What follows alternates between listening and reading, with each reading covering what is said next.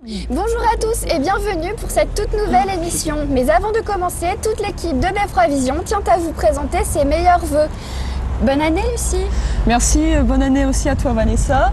Mais nous ne sommes pas les seuls à vouloir vous souhaiter le meilleur pour cette année 2005. Voyez plutôt, c'est un reportage de Stéphane Gosset.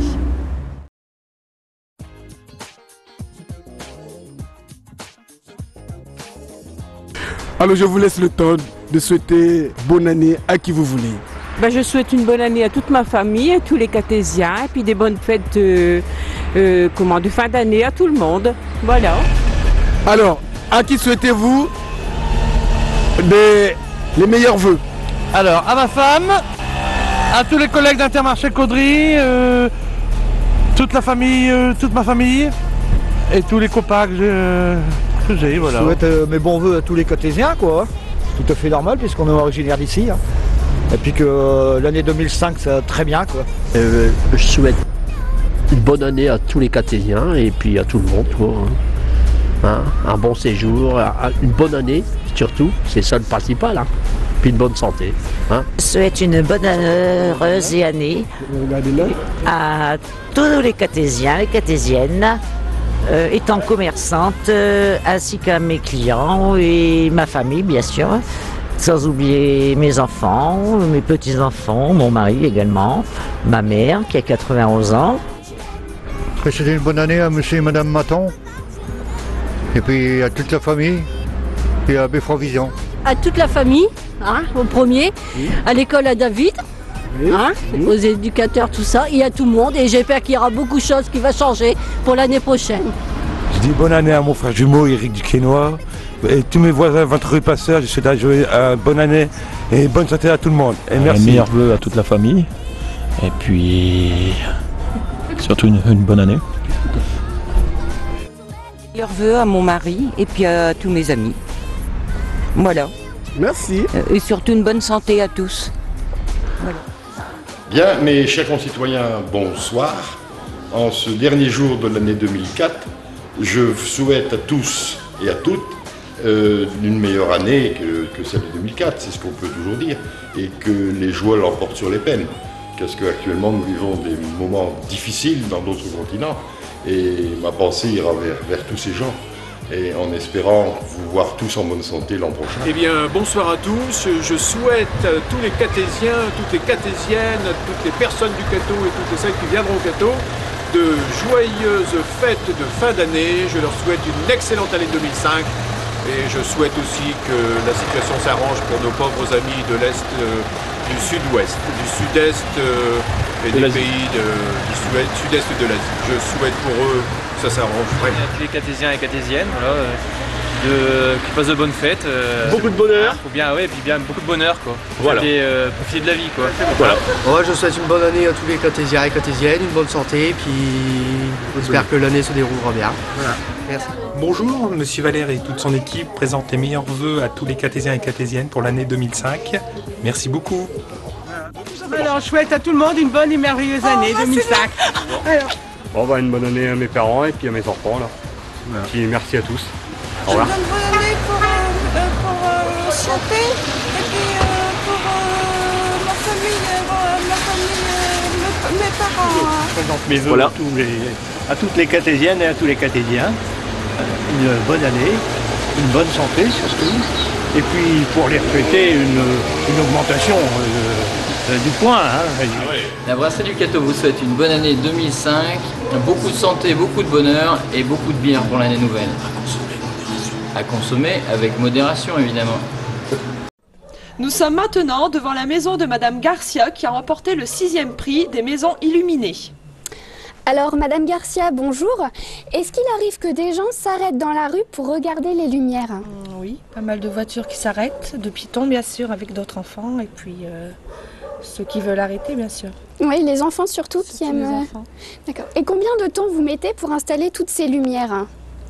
Environ 5 après-midi pour tout installer, pour d'abord choisir l'éclairage et puis le thème. Il y a un thème particulier, vous nous expliquez? Le thème choisi pour moi personnellement, c'est les sapeurs-pompiers. Pourquoi les sapeurs-pompiers? Pour mettre d'abord en valeur les sapeurs-pompiers volontaires, parce qu'on parle pas beaucoup d'eux.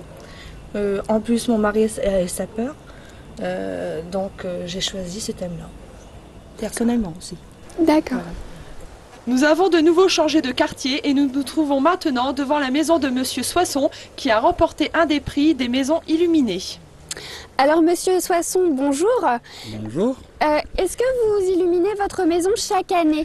Tous les ans.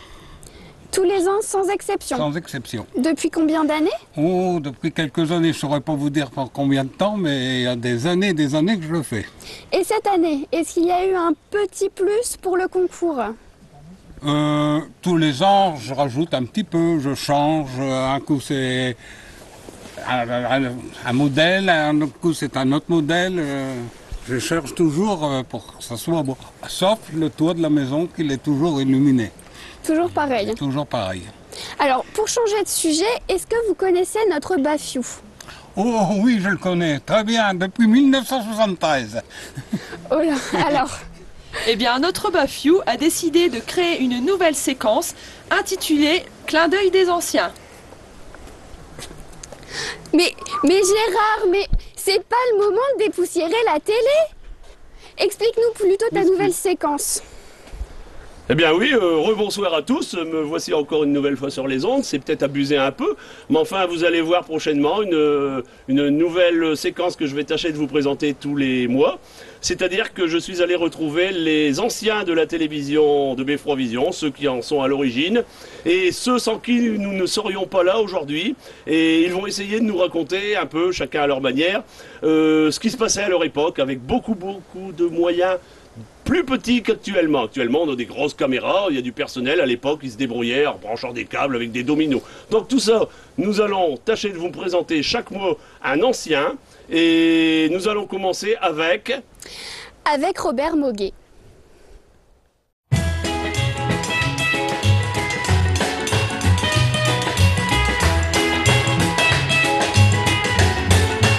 Souvenir, souvenir, je vous retrouve en mon cœur et vous faites rafleurir tous mes rêves de bonheur. Eh bien, chers amis, bonsoir et merci d'être à nouveau sur Beffroi Vision dans le cadre de notre nouvelle émission mensuelle. J'ai le plaisir de vous présenter une nouvelle séquence que nous avons appelée le clin d'œil des anciens et qui va vous faire revoir des gens qui étaient à la télévision bien avant nous, dans le début ou même un peu plus tard, et c'est un peu grâce à eux que nous sommes encore là aujourd'hui. Et ce soir, pour la première, j'ai le plaisir de recevoir mon ami Robert Moguet. Ouais, bonsoir Gérard. Bonsoir Robert, que vous connaissez déjà puisque nous faisons encore actuellement une séquence qui s'appelle la leçon de patois. Voilà. J'écris les textes et... Je prête ma voix. Alors Robert, parle-nous un petit peu de comment c'était. C'était en quelle année déjà? La première émission de Beffroi Vision a eu lieu le 31 décembre 1986. Oui. Et tu n'étais pas tout à fait de la première équipe? Non, j'étais pas de la première émission, j'étais même pas de la deuxième. Mais par curiosité, à la troisième, je suis allé voir le samedi après-midi. Ça se passait encore dans le mobil-homme. J'ai fait qu'entrer et sortir parce que ce jour-là, Jean-Marie Faugereau a eu l'idée d'aller tourner un générique en ville.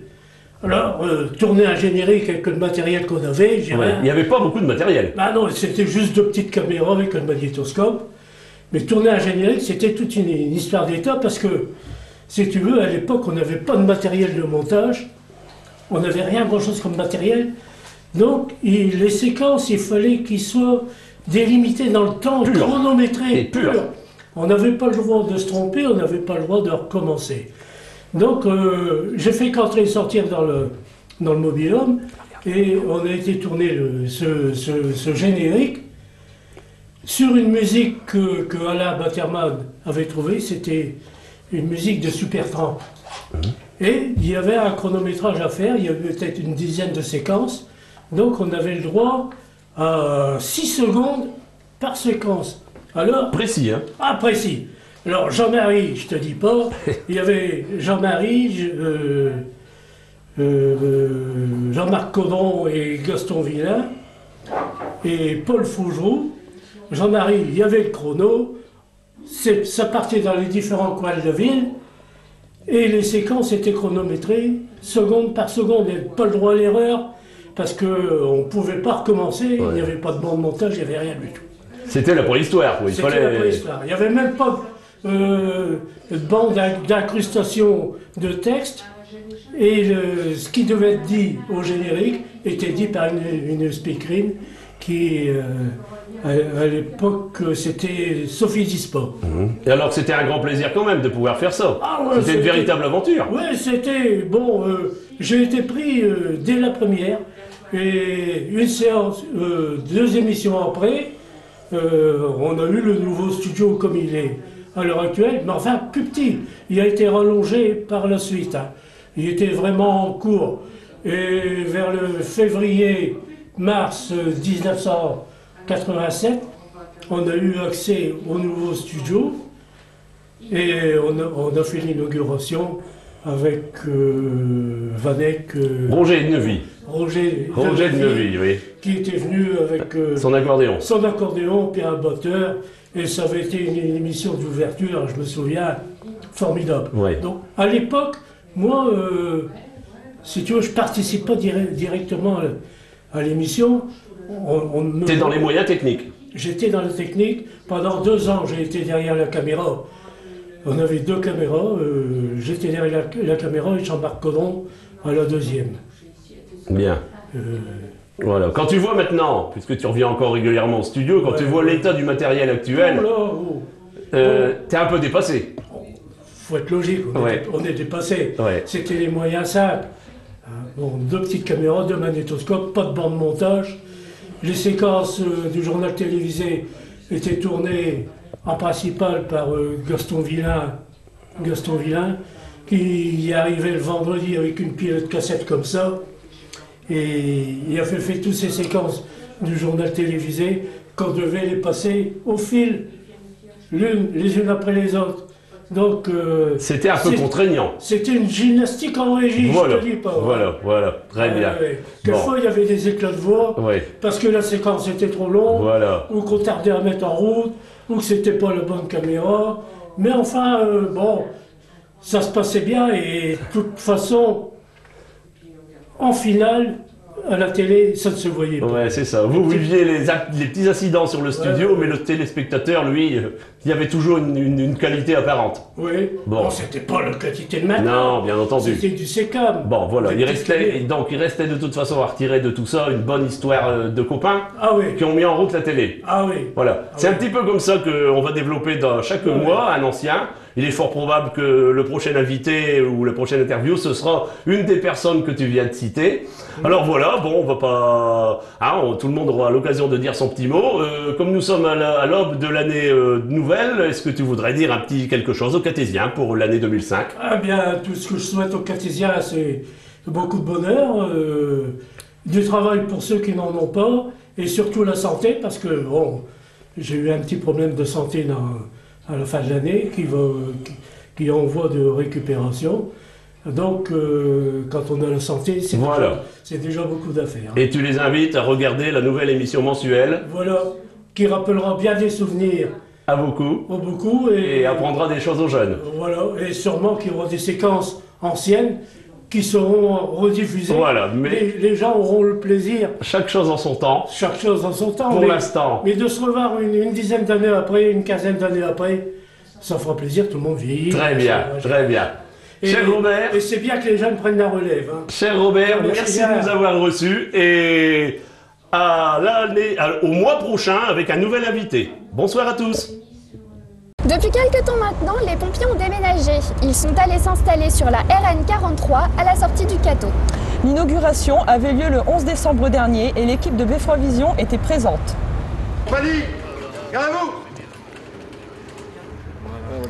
Bon, je me permettrai de donner le premier morceau au colonel, parce que quand même, c'est sa dernière inauguration. C'est quand même un moment d'émotion. Bien, nous sommes tous réunis aujourd'hui pour l'inauguration du nouveau centre de secours du Cateau-Cambrésis. Un centre de secours qui a été réalisé après de longues études, qui est très fonctionnel, qui est très modernisé et qui était bien adapté à la fonction qu'on exerce, le service d'urgence et le secours à personne.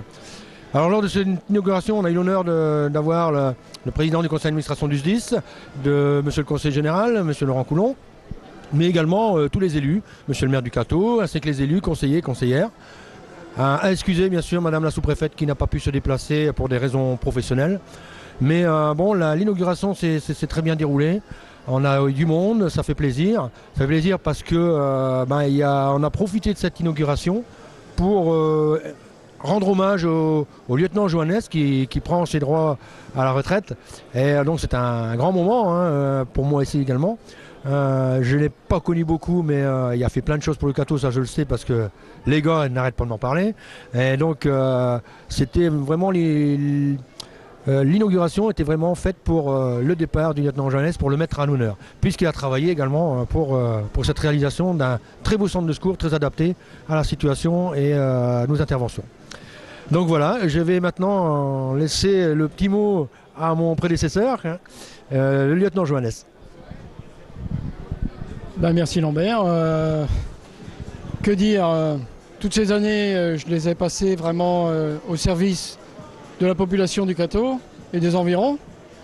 Et je suis content aujourd'hui que mon départ en retraite se fasse dans des locaux adaptés, après tout ce que le centre de secours de Le Cateau a vécu, sous la tente, dans le froid, comme vous a expliqué tout à l'heure le lieutenant Coulon. Enfin, monsieur Coulon, puisque maintenant il n'a plus son grade de lieutenant. Mais je suis aujourd'hui à la fois content parce que Lambert fait ce qu'il faut pour que le corps du Cateau continue et augmente son efficacité. Je pars tranquille. Bien, je crois que c'est une première pour moi importante, c'est-à-dire l'inauguration d'une première caserne, celle de Le Cateau-Cambrésis. Et j'ai pu constater que c'était un projet qui s'était bien déroulé, bien mis en œuvre. Et je suis fier de voir que les sapeurs-pompiers du Cateau, aujourd'hui, ont un équipement de qualité et qui leur permettra de travailler dans de bonnes conditions. Ceci dit, au-delà de l'aspect bâtimentaire, ce qui est important, c'est qu'aujourd'hui, dans ce centre, on ait suffisamment de volontaires, qu'on ait des gens disponibles, compétents, et qui travaillent dans la cohésion et puis aussi dans la convivialité, je veux dire. Le travail des sapeurs-pompiers, c'est un travail ingrat, mais la population compte beaucoup sur eux dans les difficultés, les accidents de toutes sortes qui peuvent arriver pour la vie. Et on sait qu'on peut compter sur leur disponibilité, mais dans le même temps, il faut qu'ils puissent être, je dirais, accueillis dans de bonnes conditions. Et aujourd'hui, au Cateau, ils le sont. Vous le savez peut-être pour l'avoir vécu, la circulation dans la rue des Tupini n'avait rien d'évident jusqu'à il y a quelques mois. En effet, la rue était pavée et très étroite, donc pas très agréable. Mais après avoir écouté les citoyens parler de leur cadre de vie et de leur sécurité, la municipalité s'est lancée dans de grands travaux. Voyez plutôt le résultat.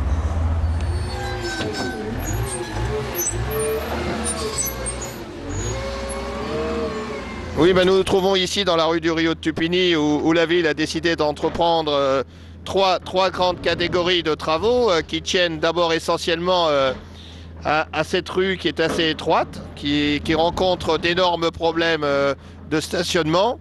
Alors face à ces problèmes de stationnement que les riverains ont remontés depuis de nombreuses années, nous avons décidé de préempter l'ancienne usine Méplé qui est juste ici un peu plus en bas.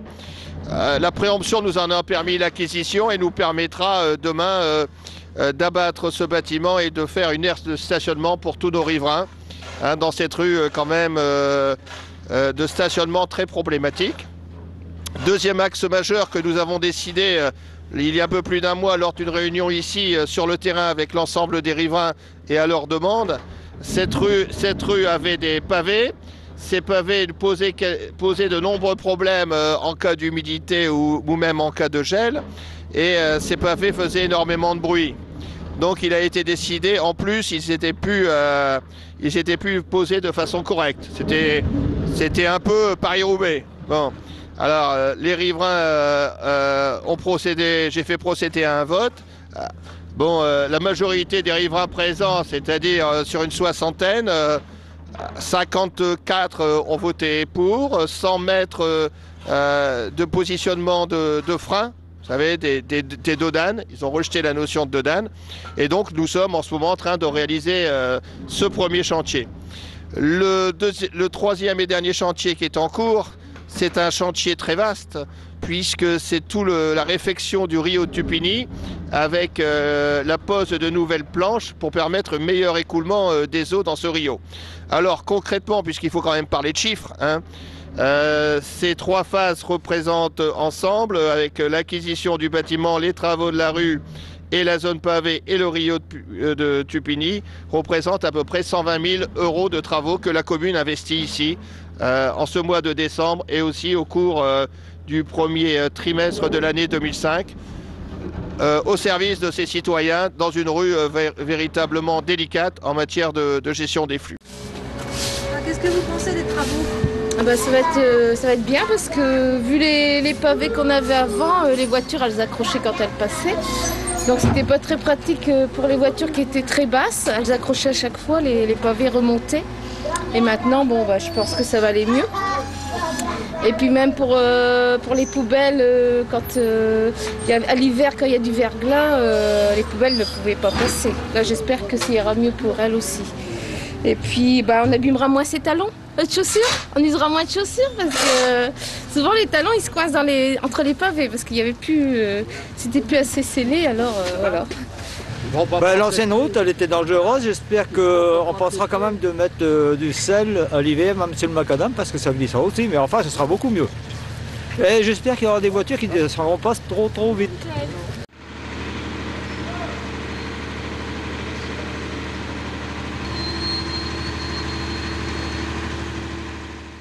Et nous voici maintenant revenus au pied du sapin du centre-ville pour la dernière partie de notre émission. Et nous allons maintenant vous présenter la page cinéma de Stéphane Gosset.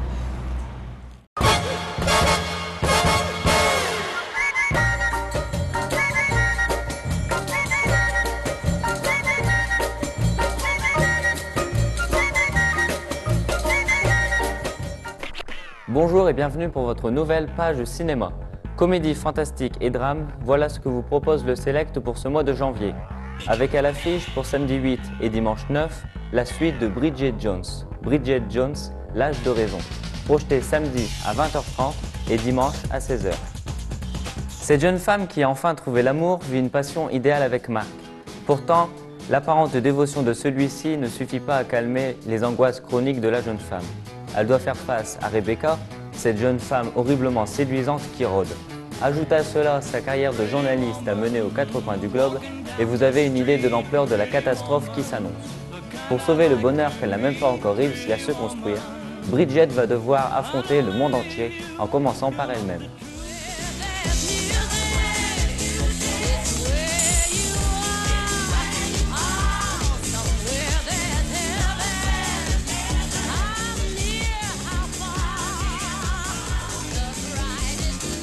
Ever thought about doing it in the dark with a total stranger? No, all right then. Perhaps not a total stranger. Oh, God, I hope you're wearing those giant panties. Please be wearing the giant panties. Oh, my old friends. Daddy's home.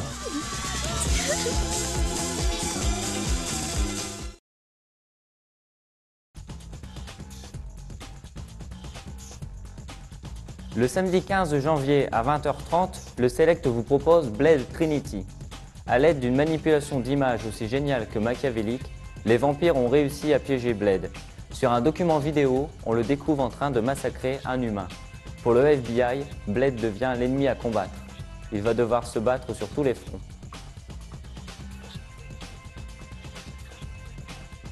Dimanche 16 janvier à 16h, le Select projette 36 quai des Orfèvres. Paris. Depuis quelques mois, un gang de braqueurs opère avec une rare violence.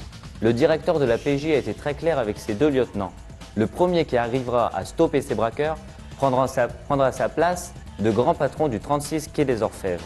La lutte est déclarée entre ces 2 grands flics, autrefois amis, qu'aujourd'hui tout sépare, avec Daniel Auteuil, André Dussolier et Gérard Depardieu. T'as pas le droit de me faire ça, Léon.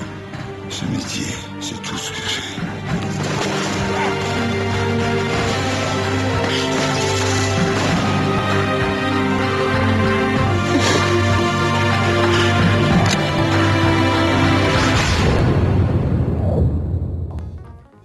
Samedi 22 à 20h30 et dimanche 23 à 16h, projection d'Ocean 12. 3 ans ont passé depuis le braquage historique du casino de Las Vegas. Depuis, Danny et ses associés se sont dispersés dans la nature afin de vivre une existence honnête. Remarié à Tess, ce dernier joue profil bas jusqu'au jour où l'un de ses anciens complices la balance à Terry Benedict. La bande doit, sous peine de mort, restituer le magot au propriétaire du Bellagio. Guillaume Canet et Benoît Poulvord sont réunis dans Narco, une comédie hilarante qui nous raconte l'histoire de Gustave, un narcoleptique. Il s'endort n'importe où, n'importe quand. Et son psy découvre qu'il transforme ses rêves en d'incroyables bandes dessinées. Il va essayer de se les approprier, mais pour cela, il faut se débarrasser de l'auteur. Projection samedi 29 à 20h30. Dimanche 30 janvier à 16h, le Select vous propose Mémoire effacée. Hantée par la mort de son fils, Telly s'entend affirmer par un psychiatre que l'enfant n'a jamais existé et qu'elle est victime d'hallucinations. Et en effet, elle ne retrouve aucune trace de l'enfant. Telly va alors tenter de faire éclater la vérité. Je n'ai rien changé. Vous n'avez jamais eu de fille. Arrêtez. Pourquoi vous faites tout ça, Jim? Désolé, nous nous connaissons. C'est moi. Qui êtes-vous? Merci d'avoir suivi cette première page cinéma en vous souhaitant une très bonne année de la part de toute l'équipe de B3 Vision. À bientôt. Au revoir. Et place à l'humour maintenant, puisque Gérard a accepté de rediffuser spécialement pour nous la Minute du Bafiou. Et maintenant, Gérard va nous rejoindre pour nous parler de tout ça. Eh bien, bonsoir à tous et bienvenue dans notre première émission. Je ne sais pas si ce sera une bonne nouvelle, mais en tout cas, depuis le temps que beaucoup de gens le réclament, j'ai le plaisir de vous annoncer la rediffusion des émissions de la Minute du Bafiou que nous avions fait depuis 2 ans. Donc ça va être rediffusé toutes les semaines, ça commence dans notre première et cette première ce sera une minute de toute l'équipe tournée en 2001. Voilà, je vous souhaite aussi une bonne année 2005. À bientôt. Profitez-en, ça commence maintenant.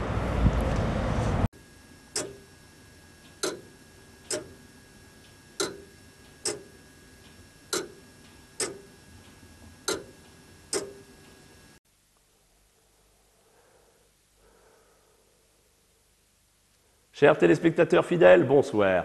Cette semaine, pour la fin d'année, une série spéciale de citations et de phrases libres, partiellement inventées par l'équipe technique à votre service. Un conseil, c'est comme une brosse à dents. Ça s'utilise, mais ça ne se prête pas. André Dipp, producteur de films. Les gens qui parlent ne savent pas. Ceux qui savent ne parlent pas. Benoît Soisson, caméraman studio. Qui fait le mariole tombe dans la rigole. Qui fait le malin tombe dans le ravin. Julien Valère, caméraman studio. C'est dans les petits pots que l'on trouve les fines épices. Cécile Cazé, réalisatrice reportage. Parfois, sans le vouloir, nous faisons du mal à ceux que nous aimons. Mais il faut dire aussi que nous aimons ceux qui nous font du mal. Émeric Boucher, caméraman. Pas plus de 4 personnes en régie. Alain Batterman, chef de plateau. Si vous avez du mauvais son, c'est que ça ne vient pas de B3 Vision. Christophe Abraham, ingénieur du son. C'est dans la joie qu'on fait des relations, c'est dans le besoin qu'on le retrouve des amis. Françoise Copin, documentaliste Minute. Essaye de faire bien ce que tu sais faire de mieux. Claude Delcourt, caméraman, reporter. Et enfin, moi, le Bafiou, je vous dis, bien sûr que l'on peut vivre sans regarder B3 Vision, mais tellement moins bien. Voilà. Certaines de ces affirmations sont complètement imaginaires et parfois farfelues. Mais on pouvait bien se faire plaisir. Toute l'équipe vous souhaite une heureuse année 2001. À bientôt. Il est maintenant l'heure de se quitter car notre première émission est déjà terminée. Mais vous pourrez nous retrouver toute la semaine aux horaires habituels et retrouver également votre journal permanent. Quant à nous, nous sommes ravis d'avoir passé ce petit moment avec vous et nous comptons sur vous le mois prochain. Nous vous présentons nos meilleurs vœux pour l'année 2005. À très bientôt. Au revoir. Au revoir.